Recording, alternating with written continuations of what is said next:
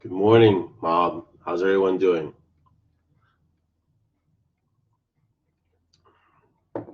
Today is definitely a death wish day. It's these quiet moments before anyone really comes on.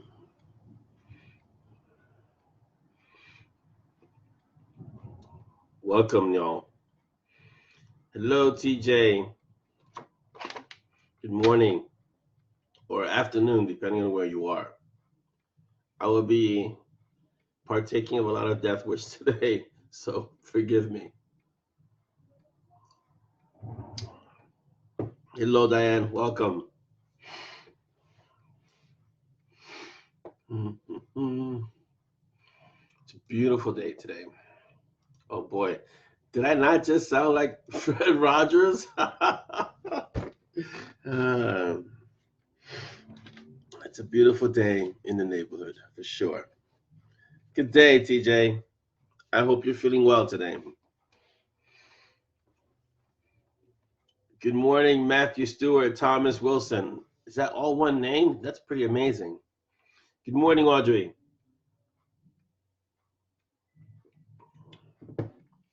Thank you for joining today.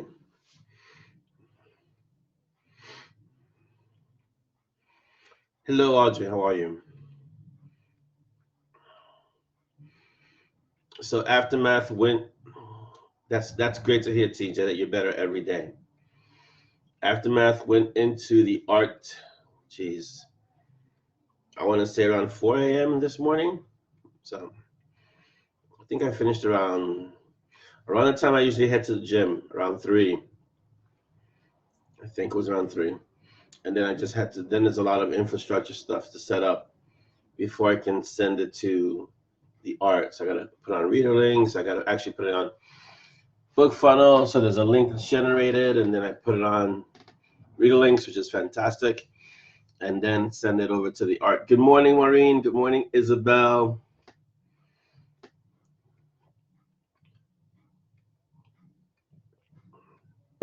Morning, RC. Welcome. As I was saying earlier, today is going to be a serious Death Wish day.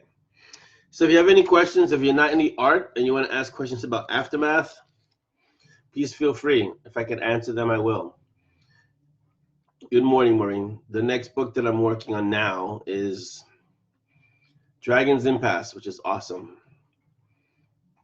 RC, I totally know how you feel. I empathize completely because my content right now is really low too. I'm near E, and this Stein was filled when I started, which was not about 5 minutes ago. So there you go.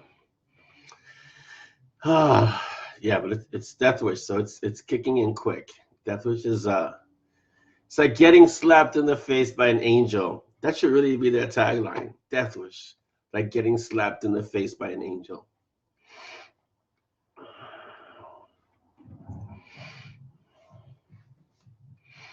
So yeah, I'm jumping in. So I finished Aftermath. I finished putting it on the reader links and all that fantastic stuff. And then, good afternoon, Helen from the UK. Hello. And then so I finished Aftermath, put it on the art, did all that stuff, and then I just decided, because I'm doing Badlands PPD, I always try to read the previous book first. So I'm sitting there reading Dragon's Plight, and I'm laughing my head off, and I'm thinking, this is a really funny book, and I'm thinking, wait a minute, oh yeah, you wrote this, but still, I read for a good 20 minutes after I finished Aftermath. I was reading Dragon's Plight, so it was either my brain was really tired, or it was just really funny, and I found it hilarious at the moment. But yes, that's the next book, Dragon's Impasse. I hope everyone's doing well today. Thank you for joining. Let's see what we have. I believe another PPD book is coming out. I'm a bit punchy today because I'm tired. But another PPD book is coming out. I think it's another Sinister, if I'm not mistaken. So be on the lookout for that. And yeah, I think that's it in terms of that. Shout outs to everyone in the family. The little ones, because I know they watch it. Ray, Ava, Zoya. Shout outs to all of them. To Dolly, who's out and about this morning, meeting with some schools for Ava. So shout out to everyone in the family.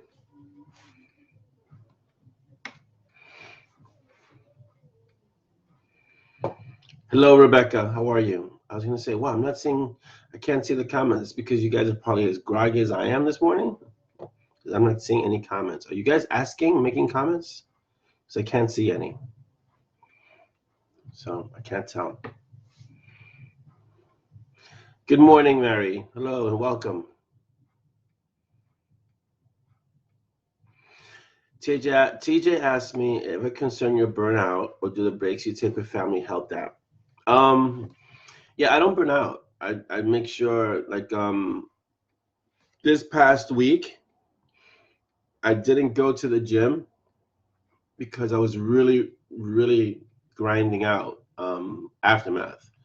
So I know my body well enough by now, and I still train at the dojo, but I know my body well enough to not push it when I'm really working hard on the books, so I don't get sick or I don't burn out. I'll get tired like today, but I'll recover from this in about an hour or so, and then I'll be fine. And I'll start up on the gym again. I'll start my training on Sunday, so I'll take today and tomorrow off. Start back with my conditioning on Sunday, and then start with the gym on Monday. So I try not to push it to the point where I'll burn out. Nothing is worth getting to that point, because then I can't function. Then there's no point. Thank you for your question, TJ. That's a great question. Oh, we got more people coming. Hello, Rebecca. Audrey, any plans for the upcoming holidays? Well, my holidays are usually really quiet, Audrey, and I usually stay home. I don't really do much traveling. The only traveling I really do in terms of family is my sister in the summer. But around the holidays, I think my sister's coming up for Thanksgiving. I'm not sure. I think that's tentative. And usually my holidays they're quiet affairs. We don't do really big holidays. So in November, I'll be in Vegas from the 11th to the 16th. And that's 20 books to 50K Vegas. But we're also having a PPD event there. So that's awesome. And yeah, but those are my holiday plans. I try not to write. When I was planning out the next, I think I got to like almost 5 years, 3 years. The next 3 years, I made sure to leave space around the holidays, or else I would get like murderized by my wife. So there's space around the holidays. She was giving me looks, and I said, but I could just write. It's Thanksgiving. Let's leave some space. Oh, I could just write. Oh, it's Christmas. Okay, let's leave some space. But for me, holidays, I spend so much time with my family anyway, that the holidays are just, like, for me, just a continuation of my days. Okay, Rebecca asked, how soon on Aftermath? It just went to the art today, Rebecca. It's short. It's a novella, so it's like 30K, close to 30K-ish. And the art ends on the 29th. So we're looking at either the 30th or the 31st. So Wednesday or Thursday, it'll be out. So there you go. That's how soon, Rebecca. Welcome, Kareen. Welcome, Farbert. Welcome, Jim. Welcome, Alicia. Good morning, Scott. Hello, Alicia. Yes, Isabel. Oh, yes, she's coming in November. So she's coming to invade in November, which is awesome. If you're heading to work out, RC, lift some extra weights or run some extra miles for me. Thank you. Audrey asks, well, John gets you into trouble in Vegas. I never get into trouble. I am trouble. Good morning, Mr. Dragon. Hello, Craig. Welcome. We don't get into trouble in Vegas because we're busy. The conference is so packed. In response to Audrey's question about, will John get me into trouble? John gets me into trouble with our books that we write together. So the conference is so packed with things to do that we don't really have time to get into trouble. We're there all day and like into the evening, and then you will get together with friends or people you know or other authors. You'll talk, and then the next day starts really early, like 8 in the morning. So you don't really have a lot of time to just do craziness at night. But I'm there from the 11th to the 16th, and 20 Books runs from the 12th to the 14th. So there's a potential there for trouble. Let's see. You're welcome, Rebecca. Yes, that's so you should get Aftermath. I want to say Wednesday, latest Thursday, because I still have to go through the notes, and already like 100 notes. So there's a lot of them already, which is good because that means the art, the shredding is really, they're really making that story awesome. I always appreciate the notes. Good morning, Jim Stoltz. Good morning. Scott, let's see. I really enjoy all of your books, especially the M&S series, but another of your books that I enjoyed was The Dread Warlock, A Blackjack Chronicles. Yes, Dread Warlock was awesome. It was kind of a change of pace. So you'll be writing any more in this series. Thank you for all your great books. You're very welcome. I love writing them. Jacques, The Blackjacks, yes, I have about, I want to say 4 more stories, but I think it's actually 6 total. So 5 more stories in that series. So yes, I'll be writing more in the Blackjack series for sure. Yeah, it's a great series, and it's my only sci-fi. I wanted to try sci-fi, so I jumped into it, but I had to have magic, so it's magic in space, and so it's a lot of fun, definitely, especially like with Daisy and Frost. It's fantastic. So yeah, I'll be writing more in that series. I already have 3 covers done. So that's already a trilogy, and I have 4, 5, and 6 slated for next year, the covers, but the story can actually be written before that. So yes. Good morning, Alex. Good morning, Chris. Chris C. Dos.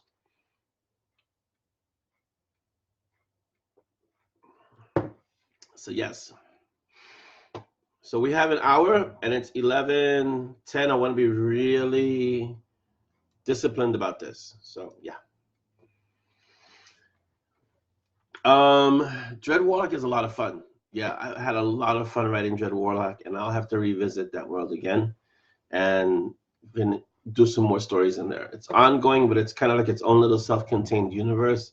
It's very much like Sheepdog in the sense that it doesn't really touch the Monty and Strong world unless I make Jack like some distant relative in the future of Monty. That's the only way you can touch the Monty and Strong world. But other than that, it's independent of Monty and Strong. Yes, being in space is magic, Chris. Very true.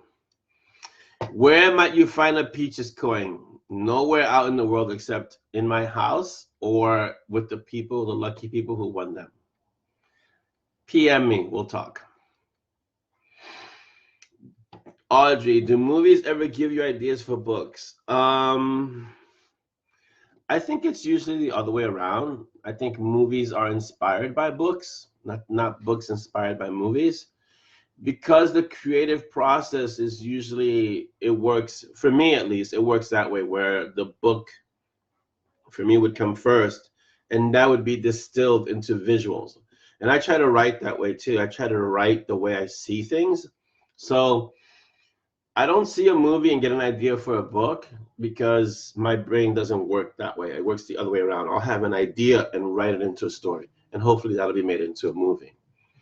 But I see, like I did today, Film Friday, The Matrix was a movie that really inspired me in terms of what they were able to do with the cinematography. You know, the bullet time, the having the camera rotate around a subject that way.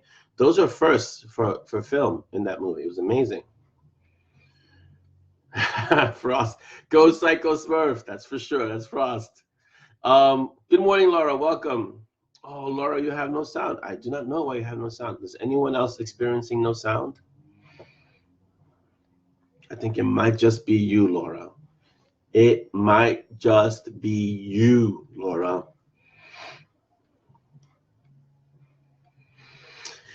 Oh, what are the Valkyries going to be for Halloween? I give you one guess after all the Harry Potter that we watched. Are you kidding me? One is going to be Hermione, and one is going to be Snape. So there you go. At least that's what they tell me now. And then the day will come next week, and they'll create their own costumes. Benna, good morning. I think you're going to like Aftermath, Benna. You're totally kick-ass. Yes, Laura, make sure what Chris said, to hit the unmute button. Maybe sometimes it gets muted, but I know I haven't been muted because I'm answering questions and everyone can hear me. Let me know. If you can't hear me, I will go away and come right back if we're having technical difficulties.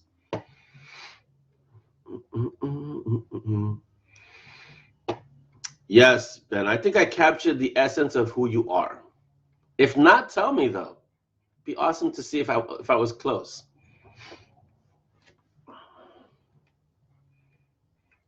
You have to excuse me because if I don't drink Deathwish today, I will collapse in front of you right here. And you'll get an hour of just the top of my head. There you go.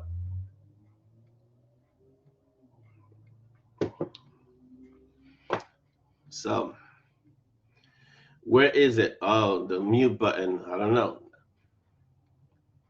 Chris, I know Chris is tech savvy that way. He can show you. He can tell you lower right video screen. There you go. Other people can hear me say it might just be you, Laura. You liking it, Jim? I hope you like it. If you're on the art, I hope you're enjoying it. I can tell you the last, maybe the last 3 chapters are a blur at this point. Yes, Benna, that might be, it might be frightening if I captured you that well. But because your character wasn't the product of a contest, you don't automatically get killed. So your character might actually live for a while, which is pretty awesome.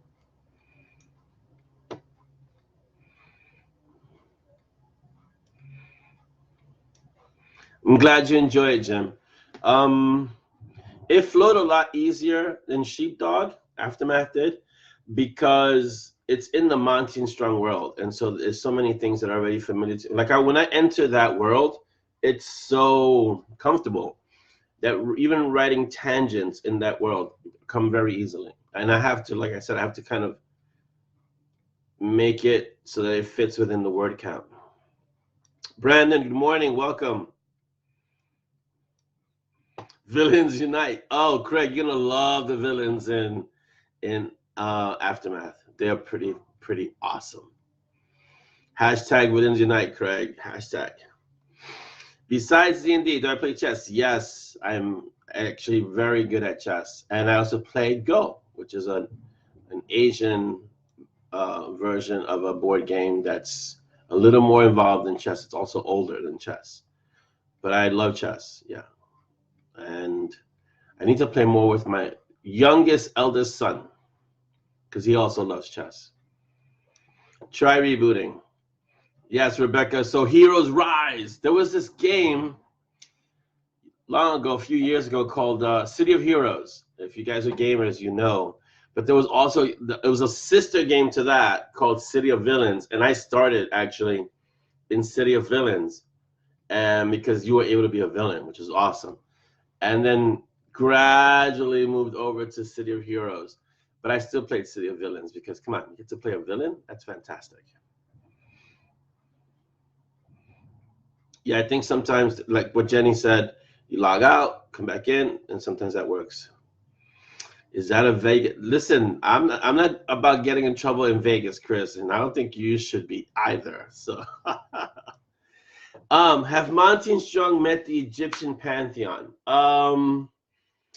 Like I've always said, when people ask me this, no pantheon is safe.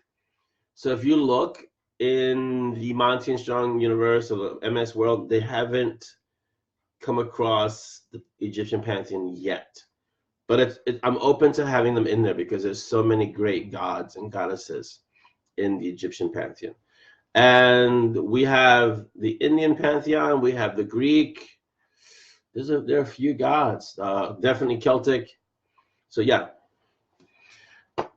Is Go like Battleship? No. Go is not like Battleship. Go can melt your brain. It's the only reason I can speak to Jim Ziller, because Go really prepares your brain for that. Oh, Dan, you can watch me and then read Aftermath because it's not going anywhere. So Diana is saying it's killing me right now that I have to decide between watching you live or reading after. Or you can go read Aftermath. We record these anyway, and you can watch this later. You just can't participate live. Chris says it's City of Heroes was rocking. It was totally rocking. I can't begin to tell you how many hours I burned in City of Heroes and City of Villains. It's crazy. Mark, good afternoon. How are you? Welcome. Yeah, Chris, I bet you're in enough trouble. Chris says, I'm already in enough trouble with Vegas. Oh, wait till you actually get there. Then you're really going to be in trouble. For sure. Serendipity. Mark says, I forgot about this, and I was scrolling through there. Orlando, there I go. There you go. See? That's how it works. Isabel hasn't played Go in years. Yeah, I have to play my son, Ray. He's starting to develop an interest in Go. So, yes. I have to play them. He doesn't like playing me chess because, I'm merciful usually, but sometimes, it's 1, 2, 3. Yet being the operative word here. Yet. Yes, Jenny.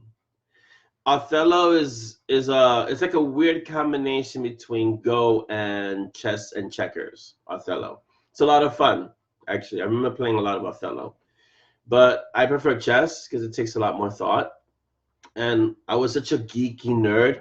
I had a book of chess with all these opening moves and strategies and problems, which I would just read and then play chess against myself. Like I would play and then turn the board and play opposite myself.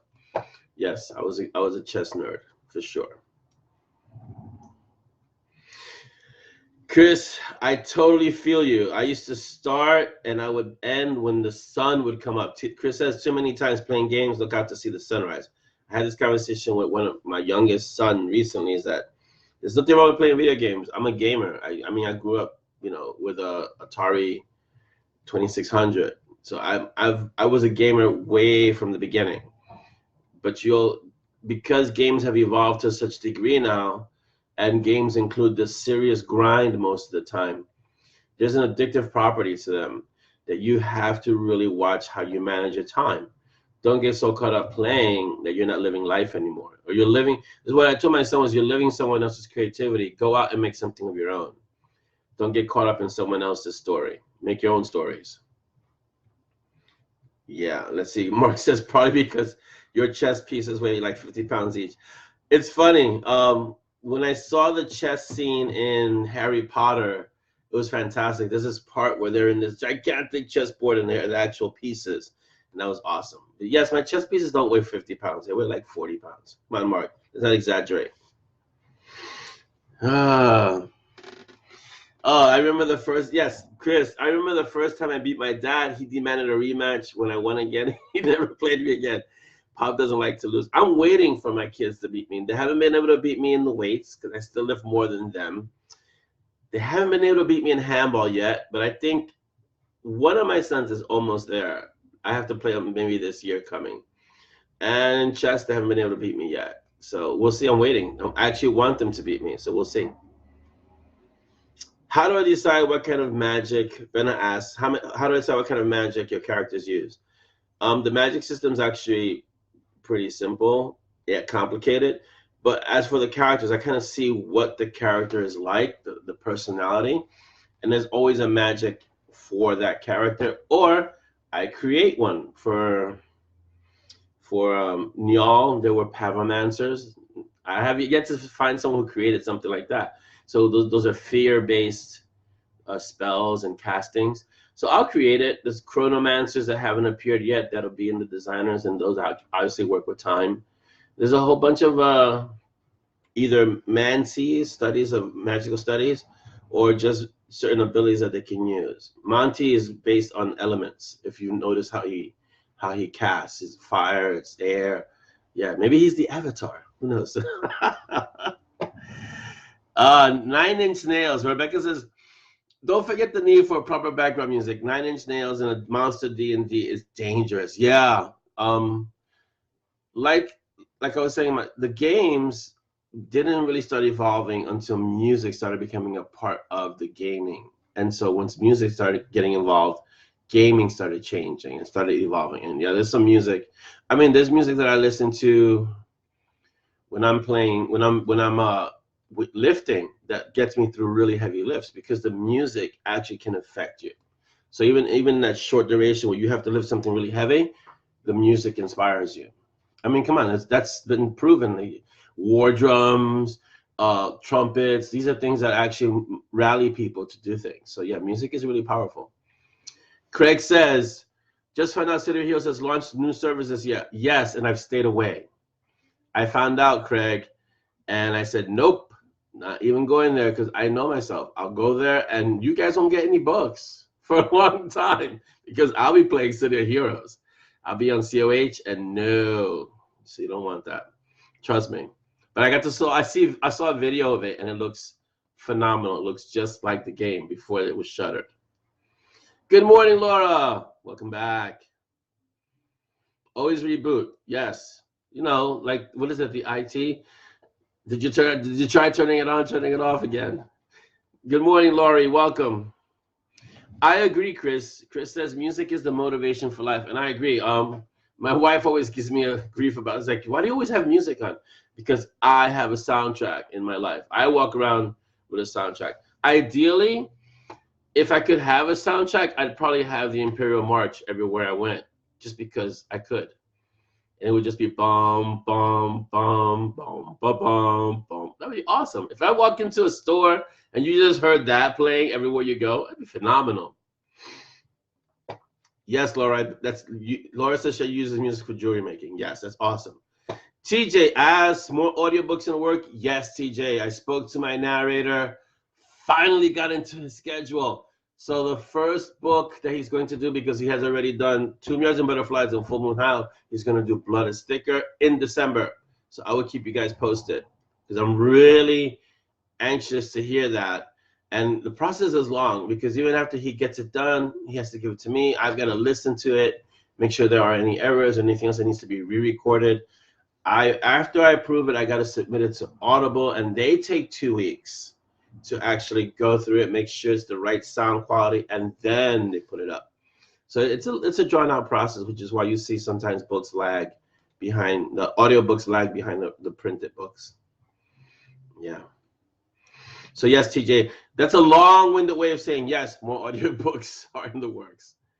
Let's see, the Who, Mongo, throat singing, heavy metal. Yes, all that is pretty awesome. And music is motivating for sure. I need theme music. I'm going to see if I can contract a band to play the Imperial March everywhere I go. They can just hang around with me, and everywhere I move, I'll just be playing the Imperial March. That's a new goal. Yes, Isabel says she needs theme music. I think the Alien theme would be good for you, Isabel. Yeah, you start playing that in the office. I can't either. Isabel says, I can't wait until all of your books are on Audible. So I can't wait either, because that would be phenomenal. I was listening to Tomb Yards and Butterflies. Kevin T. Collins is the narrator, and he is fantastic.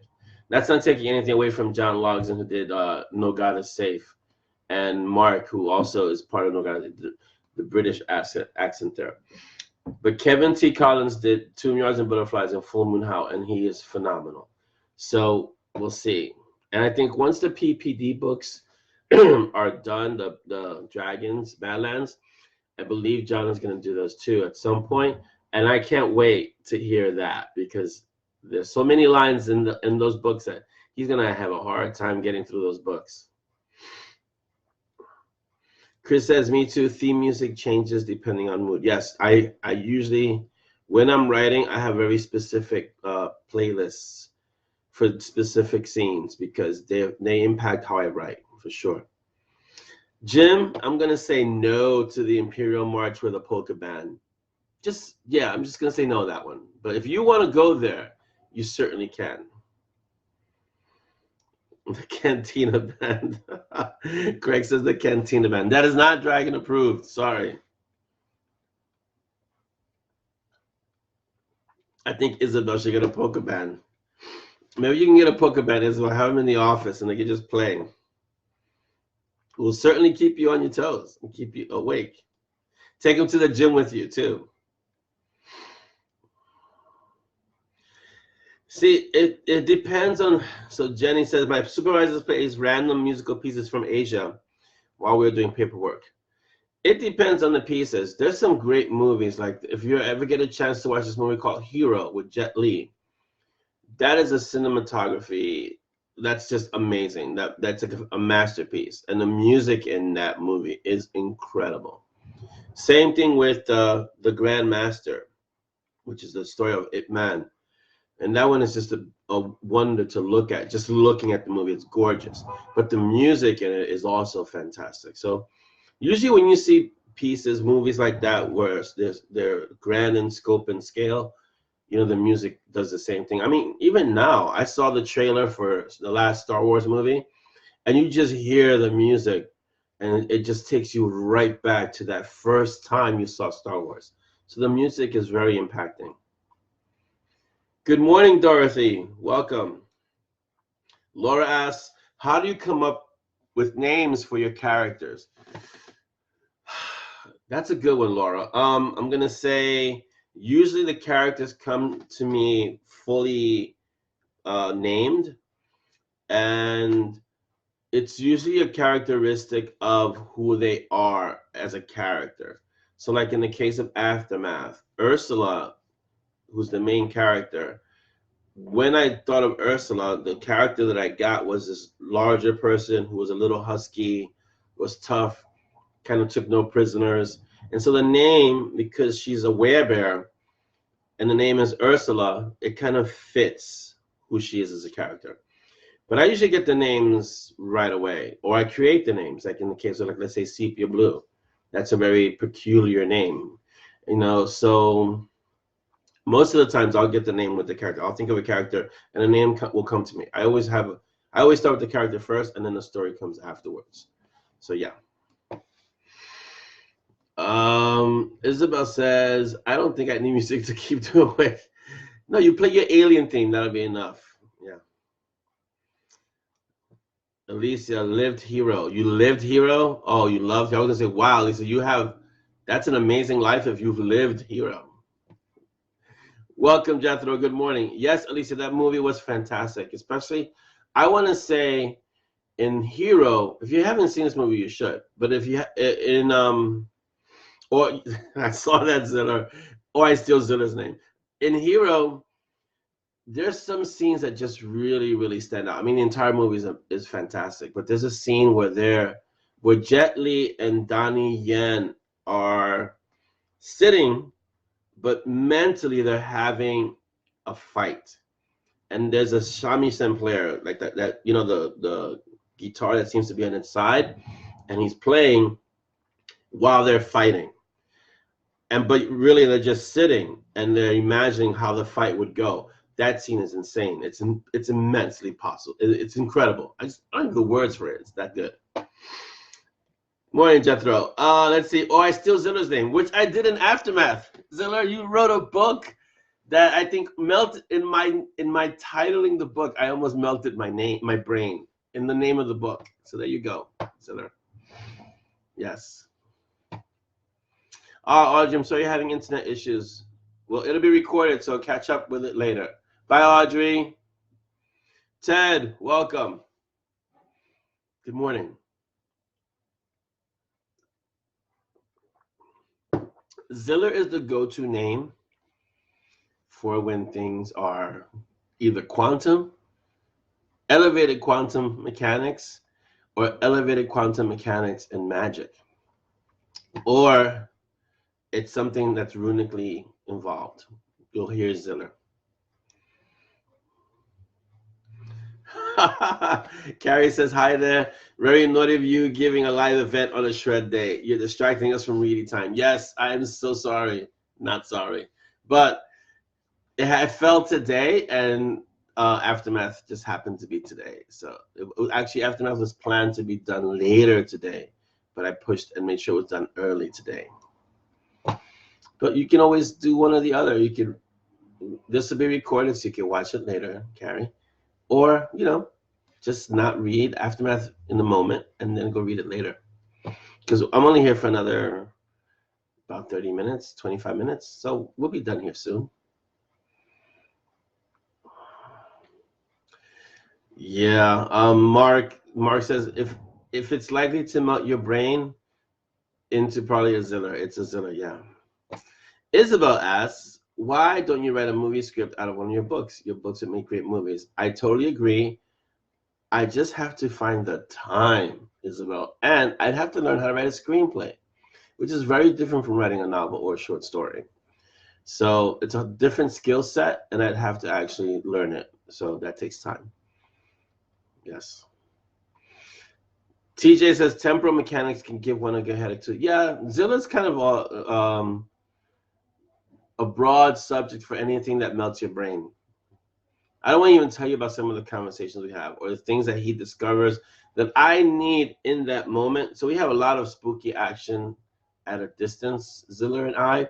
So I'll be thinking about something for a book or a story, and then he'll PM me, hey, check this out. It'll be exactly what I need for that story, or it'll be something that I could use for a story that I was thinking about. So we seem to be transmitting to each other over long distances and at the right times. It's really scary sometimes. Like, wow. Yeah. Yeah. Chris says Zilla's like John P. Logs in Robot. The go-to so as not to have to explain. You just give it to Zilla or the robot. Isabel says I should make these 2 hours. Yeah, 2 hours is too long to upload. Like these videos, if they were 2 hours when they were used to be an hour and something, hour and change, it takes forever to upload. Because we upload them to YouTube. By the way, follow us on YouTube and subscribe and share at Bitten Peaches Publishing on YouTube. Thank you, Isabel. Rebecca says, or send one drooling to your quiet, safe place. Yes, Ziller will do that. Because if you ever have a conversation with Ziller in the book or in life, either one can melt your brain. Yeah, Craig says a very good point. Since most of the M&S books cover a short period of time, you might need to double or triple up the storylines for a decent movie length. It depends on the book. I've seen a lot of movies where it takes place in one day. So you can do that with a story, with a movie. That's not that hard. You could just say, hey, it starts here and ends here, and that's like a few days. So it depends, yeah. Or you could do flashbacks and things like that to fill in the story. Chris says everything's connected, silly, and this is very true. Everything is connected, and you'll be seeing that pops up in the stories a lot more these days. That everything is connected. So if you look for that line, everything is connected, you'll see it in the books, and that's right here attributed to Chris Cushman. Everything's connected. But it's true, everything's connected. We've had these conversations where we've discovered that things are just connected that way, joined.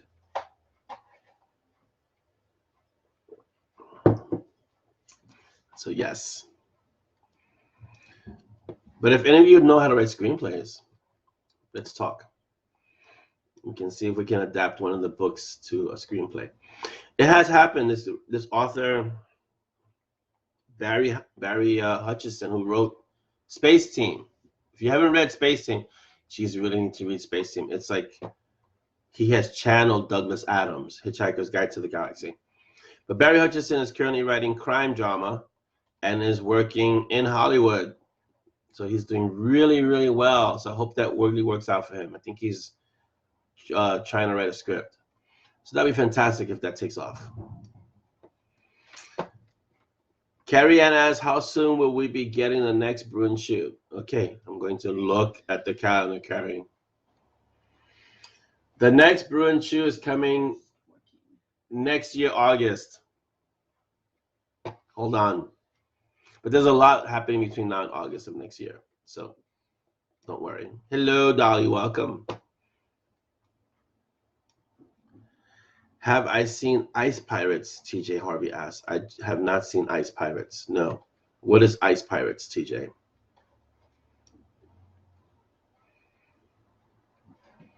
Chris, yeah, that's why Barry's in Venice Beach, because he's actually in Hollywood. He's writing. I don't know if he's shopping a script or he's writing a script, but I know that his crime drama is taking off really well, and so crime dramas usually do well in Hollywood because they're always starting for content, and they're easier to produce than, let's say, fantasy or sci-fi, because they need less effects. You just need the actors and a setting, whereas with fantasy you need the CGI. And with sci-fi, you also need CGI, and you're in space and the whole thing. Welcome, Noah. What's the matter, Laura? Why are you sad? Don't be sad. Dan, how are you? Mr. Awesome. TJ, space comedy. Well, you have things like Spaceballs. That's like hilarious. Or Galaxy Quest. Geez, Galaxy Quest was hilarious. Please, TJ, I'd like to see it. Aloha, Dan. How are you? Justin, welcome. Good morning, or wherever you are. Good afternoon or good evening. 80s space comedy. Okay, I guess that's what Ice Pirates is. 80s space comedy. I'll have to check it out for sure. Send it to me or send me a link, and I'll give it a look for sure. Yeah, I mean, Galaxy Quest, I still consider that hilarious. I mean, again, it reminds me of Harry Potter in the way that Alan Rickman steals the scenes. In Galaxy Quest, he steals every scene that he's in by Hrothgar's hammer or something like that.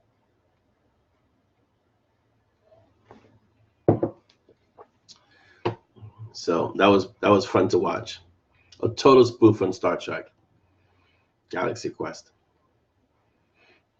So I have a series coming up that I can't really get into too much, but I will tease you with, it's a complete spoof of Monty and Strong. So, and they're in the Monty and Strong universe. So that's about, I think, all I can tell. But once I have the cover, because it's being worked on, and I should be getting it soon. Hopefully I'll get it before I go to Vegas. Once I have the cover, I will reveal it to the mob, and yeah, it's fun. Yeah, Chris, Galaxy Quest, never give up, never surrender by Grab Thor's hammer, Craig, for sure. That movie is, I've got to have the kids watch it. I don't think they've seen it yet, so I'm going to make sure they watch it, especially after Harry Potter, because Rickman is in it. So for sure, I think that they'd like it because they'll say, oh my God, Snape, because that's what they'll say. Barbarella, Mark, that now you're going way, way back to Barbarella. That's a long, long time ago. I vaguely remember Barbarella.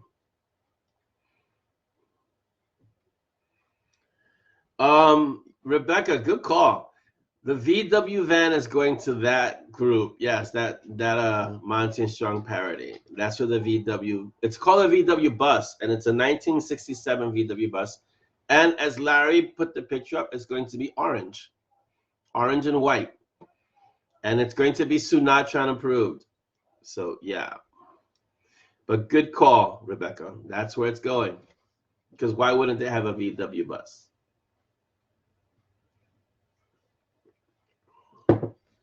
At first, it was going to be a Prius, but I figured a VW bus is more fun and lends itself to more comedic elements. Oh, really, Craig? I didn't know that. See, there you go. That was yes, it was a bad movie with Jane Fonda, Barbarella. That's when Jane Fonda used to be a sex symbol, way back when. The mobile, Carolyn calls a orange VW bus a mobile pumpkin. Yes. And then Jenny says they need a backup van again. Oh God, Jenny, really? For if it breaks down. It won't break down. It's a Sinatra vehicle. It's probably be as resilient as a tank. So, yeah. Mark, I don't know what a goblin, I know what a goblin is, but I don't get the comment. So I'm sleep deprived at this point. So if you're going to be saying obscure things like that, I'm going to be thinking you've been reading Aftermath and you're sitting in Ezra's, who is really obscure in this book, but amazingly so. Welcome, Robert. Good morning. You made it in time. We have about 15 minutes left. I think that's a perfect name for the VW bus. What are we calling it now? The mobile pumpkin. I think that's perfect. It gives the right color orange too. So we'll call it the pumpkin. We have the goat, we have the beast, we have widow, and now we have the pumpkin. That's perfect. I'll make sure to give Carolyn definite props for that one. She'll get a shout out for the mobile pumpkin. For sure. I'm very good about that. A Yugo Goblin. Yeah, Mark, you put that one in one of your books, okay? The Yugo Goblin. I can't even write a Yugo Goblin. Thank you. No.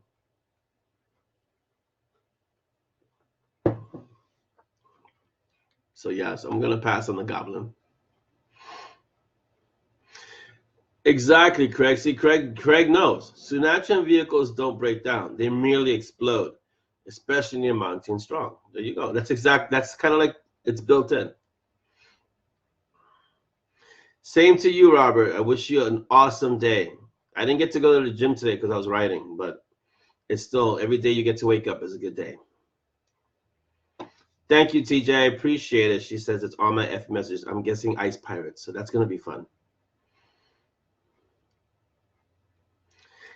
Jim says the AMC Gremlin. Yeah, it's not the Goblin is not the real name. The Gremlin is actually there was a sister car named the Pacer too.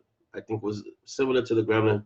I think it was made by the same company or two similar companies. And they both looked horrible, and both were worthy of exploding.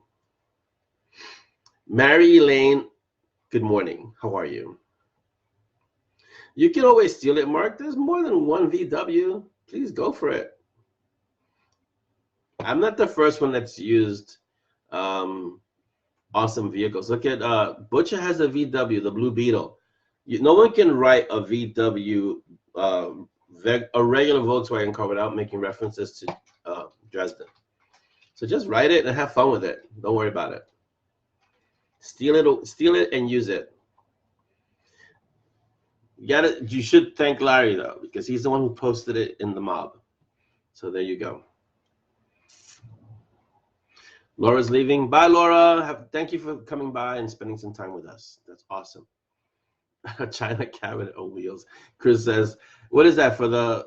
Oh, yeah, the Gremlin. Weren't they notorious for, like, breaking down, the Gremlins? Oh, Isabel, I'm sorry. Yes, the connection is horrible. And due to your questionable activities, you're in Twitter jail. So I'll talk to you later. Bye.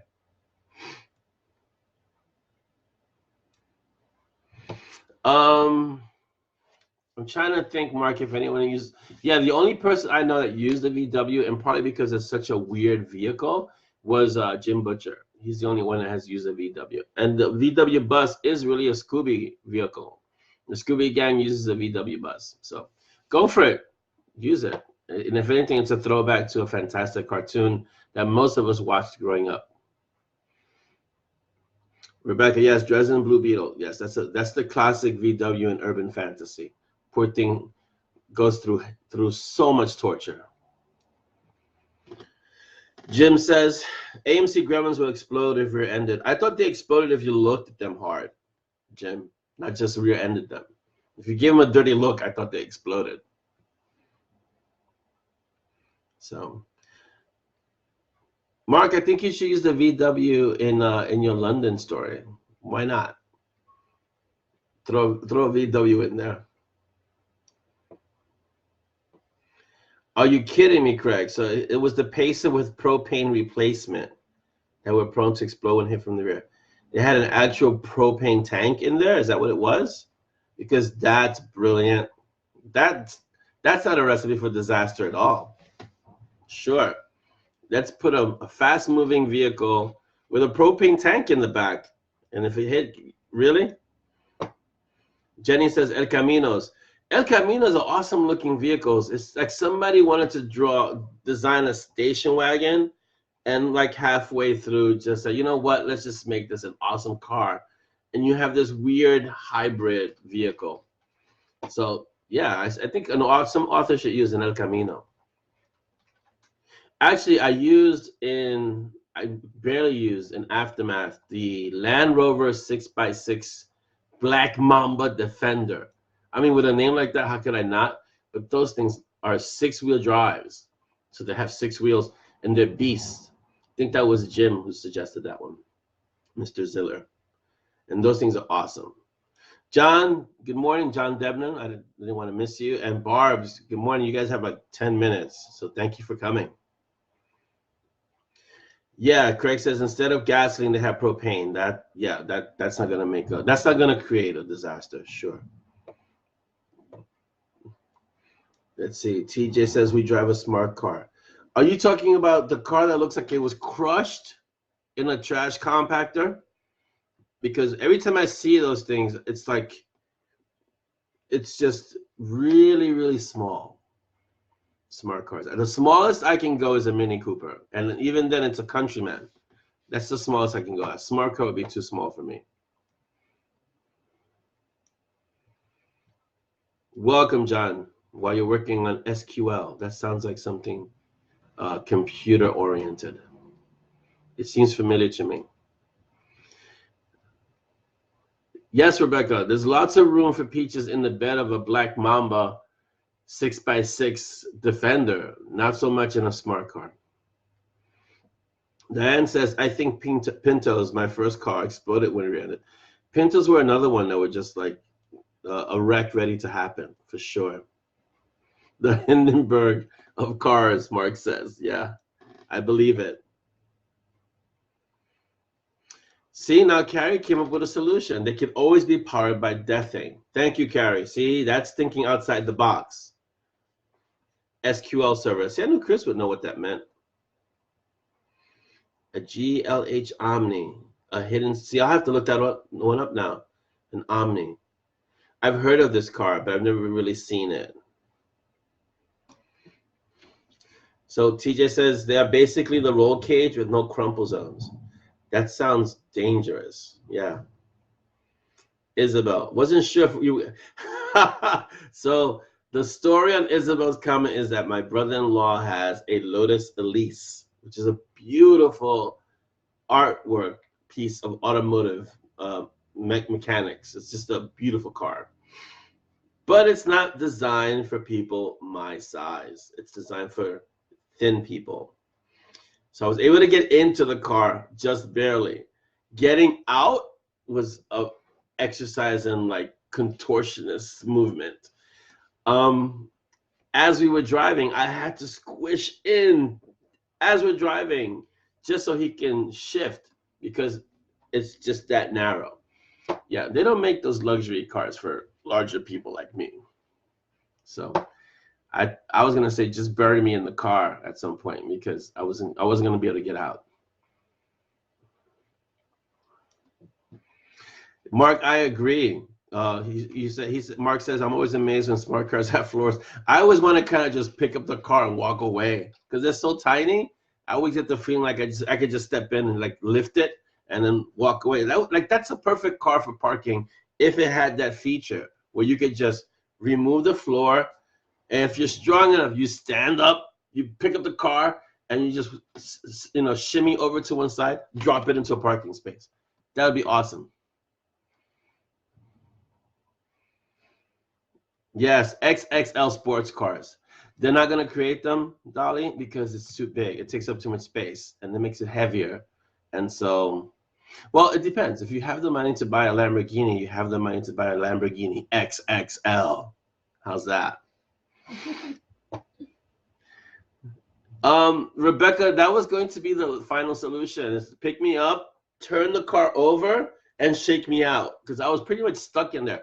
I had to actually, no, I kid you not, I had to actually use strength to get out of that car, because I was just jammed in there. It's just, yeah, and the car is like, I don't know, it feels like it's 2 feet off the floor. So you're way down on the ground. It's like, it's amazing. So every time you get in that car and you're driving, you think you can end up under other cars. But it's fast, and it's a beautiful looking car. Yeah, the Pontiac Fiero, Craig, I've seen it. I would never get into a Pontiac Fiero. It is America's silly version of the Lotus Elise, for sure. Mark says, I've been known to look for the hole where you put the key in to wind them up. That's what the smart cars look like, wind-up toys, for sure. See, Isabel, who says I can get a Batmobile like hers. What do you drive? A Dart? Is it a Dodge Dart? I know it's a Hemi. If I get a car like that, I need lots of road to be able to go to open it up and go fast. That's the only problem with something like that.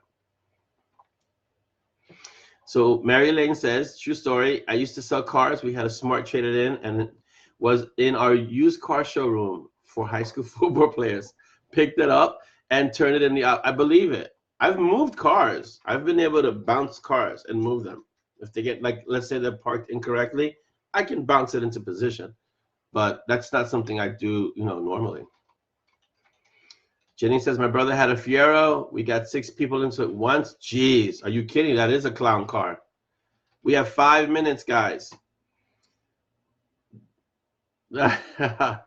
Yes, Chris, she does have a great laugh. The thing is that someone has to watch the little ones. At some point, maybe we'll be able to bring everyone over. The problem is that it happens during school.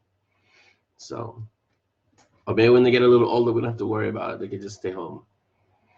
Rebecca says, Dodge Challenger, awesome car for XL. Yes. I've had things like Ford Expeditions. I had a Dodge Durango. We currently have a Honda Pilot. I'm really actually looking at a Countryman, a Mini Cooper Countryman. Oh, the VW thing, Jim says. That's really the name of it too, and it's a great looking car. It's the one that you can remove the windshield on.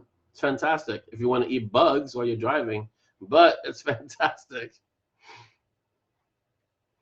Alicia says, football players in high school picked up my buddy's Fiesta and moved it in between cement poles. Jeez. The coaches laughed and then made them pick it up again so he could drive home. That's hilarious. Yes, it's a real vehicle. Jim put the link for the thing, a VW thing. How could you not have a car named the VW thing? That was somebody, one of the designers, like, what are you creating? I don't know, this thing. There you go. Perfect name.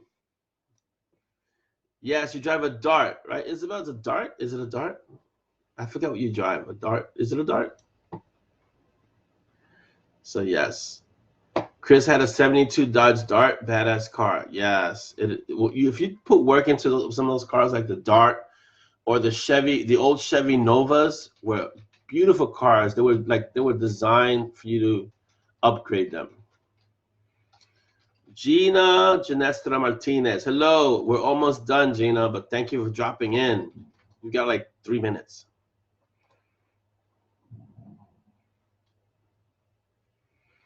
Yes, maybe next time we'll send the kids to my sisters and then go to Vegas. That sounds like an idea. Welcome, Chris. You guys made it in just under the wire because we're going to be done in about 2 minutes. So, yeah. Oh, you drive a Daytona. I always think you drive a Dart, Isabel. I don't know why. You seem like the Dart kind of person. You drive a 500 horsepower Daytona. Why do you need that much horsepower, really? You just want to scare people. I've heard that engine. You step on the gas and people jump. So, but I think you should trade that in and get yourself a Dodge Dart. That's what I think you should do. Yes, I'm beginning the wrap up. So listen, guys, PPD books, please pick them up. I know John has a few out, so make sure you grab them. I think Noah has a few out. So grab all the PPD books, please. Dragon's Impasse is the next book that I'm jumping into. I think if not today, definitely tomorrow, because I want to get it done before I go to Vegas, maybe. At least the initial part. Aftermath is in the art. It's being shredded, and it should be live the 30th or the 31st. So if you want to be in the shred, send me a text, a PM, and I'll put you in the art group. And I want you to have a fantastic weekend. Don't get into any trouble. Chris, don't get into any trouble before Vegas. And get lots of rest. Do a lot of reading. And I'll see you Monday, I guess. I'll be floating in the mob over the weekend, but I'm not usually there really answering anything. But I'm always kind of floating, and the pack is always watching. So have a great day and be excellent. Bye.